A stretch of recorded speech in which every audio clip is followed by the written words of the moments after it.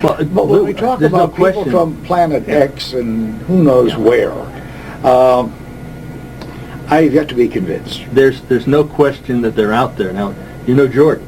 Oh, yeah. If he can't see it, if he can't touch it. I know. And I love the story. If he can't hear it, when he made the wrong way Jordan, and he ran into a whole pack of the darn things. He sees three upstairs, and my God, he says, he's frightened to death. Yeah, one of the greatest sightings ever. Maxwell. He says, "Get in the." He says, "I've got the keys in the car. I'm going to run." Yeah. You came up here basically as a skeptic, a Cathra, a non-believer, so to speak. You thought that a lot of these people coming out to the middle of the desert and nowhere were simply ufologists. They wanted to see something, and half of it was a creation in their own mind. But you came with Paul, who's seen many things in the past, and Ivy West, and then you came over here to Lil Aleinn. Yep. And they said, well, if you want to see something, you're going to go out to the highway right behind us. Right, and go south. And then you're going to go south and about 20 miles, so the mile 29 and a half marker, and then to the west. And that's where you'll see something. You can see S4 and any craft that's coming up from the Groom Lake facility. Instead, you went out to the highway, and you turned north about 20 miles, and you went to the east, the wrong way. What happened in your mind to make Wrong Way Jordan do that? I have no idea why I turned and went the opposite way, because Paul was sitting in the back seat, Ivy was sitting in the front seat. We just got through hearing that if you want to go anywhere, you go where the tourists go. You go south for 20 miles to the mailbox. I got out on the highway, and for some reason I turned left and went north for 20 miles, and Paul didn't notice it. Ivy didn't notice it. We didn't notice it until we hit the 20 mile, and there was no mailbox, and then it occurred to us we've gone totally the wrong way. Well, Paul, I think we had taken the wrong turn because we were pulling out of the driveway, and Jordan was pretty excited because he was saying, I think we may actually see something tonight, because I had been to a person who has psychic tendencies and said, you'll be with a man and you'll be with a woman, you'll be in the middle of the desert, you'll see something. He was kind of excited about that, and I was thinking, yeah, right, Jordan, okay. And then, he goes left, and we were all just listening to, that whole description about how something might happen, and that's how I think we ended up going in the wrong way. So both of you guys go northeast rather than southwest, and That's right. Can you tell me what occurred next? But were you the first to see it, or was Paul? No. When we got to the 20-mile mark, and then, of course, it occurred to us we're going the wrong way, I stopped the car, and then I said, let's turn around and go back to the Aleinn, stay overnight, and then we'll go tomorrow night and do it right, go south. And so Paul and Ivy said, no, let's drive out into the desert. There was a beautiful new, like a well-kept dirt road out into the desert, and Paul and Ivy said, let's drive out in the desert. And I said to them, we're in the desert, and it's very overcast, so you're not going to see anything anyway. I don't want to go out in the desert. I want to stay on the highway. And Paul and Ivy insisted we go out a little bit into the desert. So I went out in the desert. And I knew we shouldn't have done that. And I started feeling about a mile out into the desert, I began to feel there's something wrong here. I got a very strong feeling that I had done something wrong. And I stopped the car and I said, Ivy, Paul, I want to get out of here. I don't know what it is, but we've done something. We're not supposed to be here. I backed the car up quickly and started to take off, and Paul and Ivy said, look, the least you could do is stay for a couple of moments. We've come this far. We've come this far. Also, the mile markers go in both directions. So we did find a 29-mile marker there, and we turned around a few times, no black mailbox, And so when we finally stopped to try to figure out what to do, there's virtually no roads out here, but we had stopped, and it was right next to this road. So we figured, okay, let's go down this road since we're here. And then we got down to where Jordan was talking about, and we had turned around. And we convinced him to stop so we could just get out and look, because we'd come that far. Why not? Yeah, and I did not want to stop out there in the desert, because now we're about a mile out into the desert on a dirt road, not on the highway. And I told Paul and Ivy, I don't like it. There's something wrong here. I feel it. And I want to get out of here. And Paul and Ivy said, no, at least stay here for a moment. So I said, all right. So we shut the engine off. It's totally overcast. Totally overcast. We get out of the car, the three of us. You can't see anything on the desert late at night when it's totally overcast, total pitch black.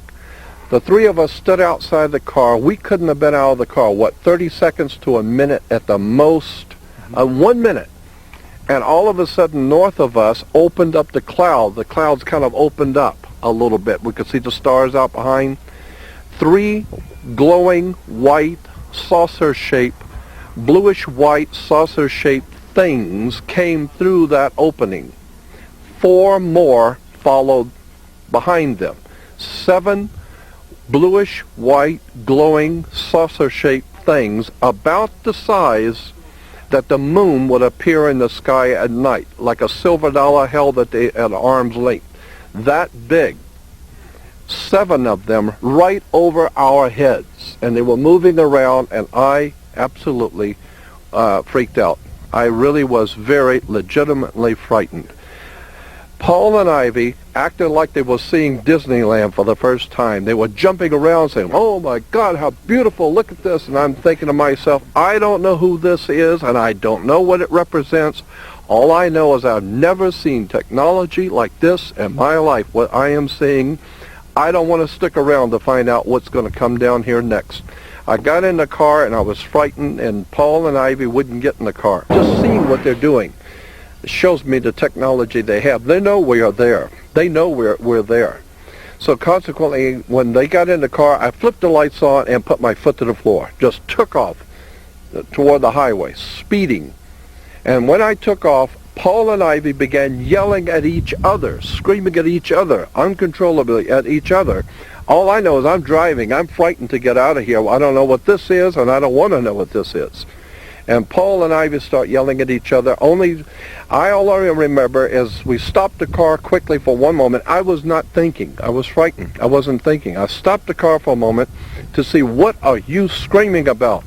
And I look out and I see them right over our heads, moving around, doing something. I thought, oh my God, now I'm for sure getting out of here. I jumped back in the car and I stomped it. I mean, right to put the pedal to the metal and headed toward the highway, and these things were following us. And Paul and Ivy were leaning out the window watching the show while I am absolutely delirious in fear because I didn't want anything to happen to them or me. Now, Paul, what were you seeing, and how big were these craft? What would be distinguishable about them that we might recognize in other anti-gravitational flying discs that have been reported around the world? Well, that's the reason why that Ivy and I were shouting at each other, was because we had rolled down our windows. She was in the passenger side, I was right behind her, and we had our heads out the window looking up at these things, and it was a combination of things whereby they had movements which were very graceful type movements that are very slow floating, but also incredibly fast in stopping. They kind of combined that. But in looking out the window while he was driving, what we saw that caused us to shout so much was these things floating, 7 of them floating all together, where it seemed like they were just all touched each other, and then they burst out and formed a perfect circle instantaneously.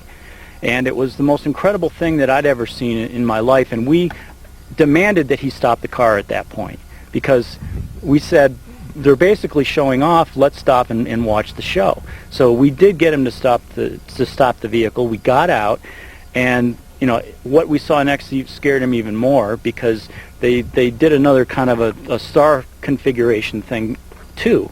So you have to appreciate, this is right over our heads. This is not little lights in the sky.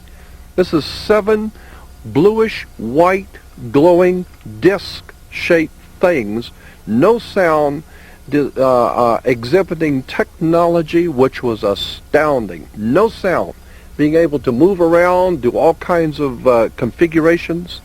Jordan, listen, wait a minute. People come out here to see just this, and if one would come out to see that, they could be guaranteed that they could see it. They would spend tens of thousands, maybe even millions of dollars for such a show, and you were there, and you turn around and want to get the hell out. That's it. And as I said at the beginning, this is one of the things that I will always regret in my life, that I did under pressure and at a very important moment, I did chicken out. And I admit it.